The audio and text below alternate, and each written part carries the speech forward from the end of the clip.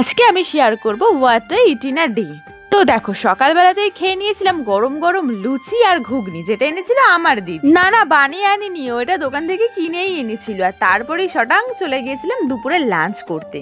আর আজকে দুপুরের লাঞ্চে ছিল উচ্ছে আলু ভাজি। এই উচ্ছে আলু ভাজি কিন্তু খেতে আমার খুব ভালো লাগে। তোমাদের কার কার ভালো লাগে অবশ্যই কমেন্ট করে জানাবে। আর তার সাথে ছিল পটল ভাজা, যেটা তো কিন্তু ডাল দিয়ে বেশি ভালো লাগে, কিন্তু কি আর করা যাবে, ডাল হয়নি তো শুধু মেখেই খেয়ে নিয়েছিলাম। আর তারপরেই ছিল আমার সব থেকে পছন্দ চিকেন লেগ। বাড়িতে যখনই চিকেন হয় লেগ পিসটা কিন্তু আমার পাতেই পড়ে। আর এই চিকেন রান্নাটা কিন্তু আমিই করেছি আমার দিদিদের জন্য। তো চলো একটু টেস্ট করা যাক। খুব ভালো খেতে হয়েছে।